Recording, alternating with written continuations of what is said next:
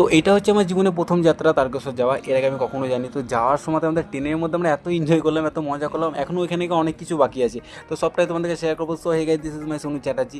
তো আমরা এখন যাচ্ছি তারকেশ্বর। তো আমরা গিয়েছিলাম হচ্ছে 3 নম্বরটাই। তো আমরা 3 নম্বরটাতে গিয়েছিলাম সবাই মিলে। আমরা ছিলাম মোট 8 জনা, 4টে ছেলে 4টে মেয়ে। তো আমরা তখন দুপুর বেরিয়ে গেছি বাড়ি থেকে, খাওয়া দাওয়া কমপ্লিট করে কোনো রকম নিরামিষ ভাত খেয়ে তখন আমরা বাড়ি থেকে বেরিয়ে গেছি। আর আমরা যাচ্ছি হচ্ছে বাস স্ট্যান্ড হয়ে এখন বহরমপুর স্টেশনে যাবো। আর আমরা সবাই বহরমপুর স্টেশন থেকে ট্রেনটা ধরবো।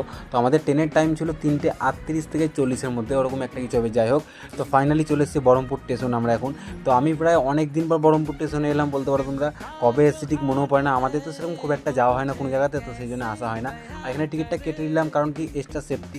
তো 11 ট্রেনের মধ্যে গেলাম, টিকিট চাইলো, তো না দিতে পারলে ফাইন বসিয়ে দিবে, সেই কারণে টিকিটটা কাটা হলো। আর দেখো, সত্যি কথা বলতে ছোটো থেকে আমি এত বড় হয়েছি, আমি আজ পর্যন্ত কোনো দিন তারকেশ্বর যাইনি। মানে কোনো দিন আমার ইচ্ছাও হয়নি। পাড়ার লোকে প্রত্যেক বছরই তারকেশ্বর যেত, আমাকেও বলতো যে চ বাবা মা থেকে জল ঢেলা শিখে তারকেশ্বর থেকে, কিন্তু আমি যেতাম না, কারণ আমার ভিড়ভাড়টা খুব একটা পছন্দ না, তো আমি সেই জন্য যেতাম না। তো জানি না কেন এই বছরই আমার খুব ইচ্ছা করছে তারকেশ্বর যেতে। এমনকি আমি স্বপ্নতেও দেখছি আমি তারকেশ্বর গেছি বাবার মাথাতে জল ঢালতে। তোমরা হয়তো ভাববা যে আমি মিথ্যা কথা বলছি বা ইয়ার্কি মারছি, এরকম কোনো বিষয় না, সিরিয়াসলি তাই।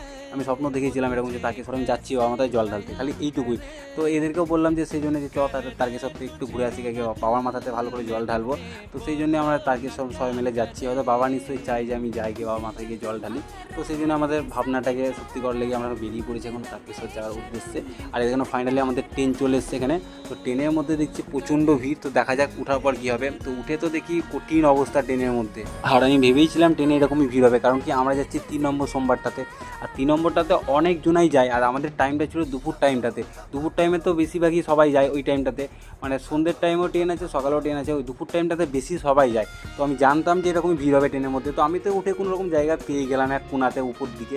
আমার জায়গাটা তাও ঠিক আছে, কিন্তু যারা নিচে আছে তাদের অবস্থা কী ভাবো।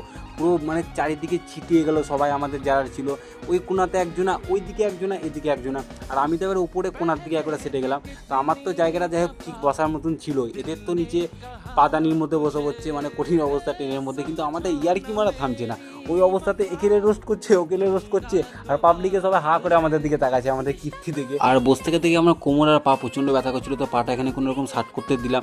আর লাস্টের দিকে যখন ট্রেনের মধ্যে সবাই এখন একজোট হলাম, মানে সব আস্তে আস্তে জ্যামটা কমতে লাগলো, পুরো ফাটিয়ে দিয়েছি ট্রেনের মধ্যে। মানে এত গান করছিলাম লাস্ট পজিশনে, সিরিয়াসলি এনার্জি কোথা থেকে চলে এলো, অটোমেটিক এনার্জি চলে এলো।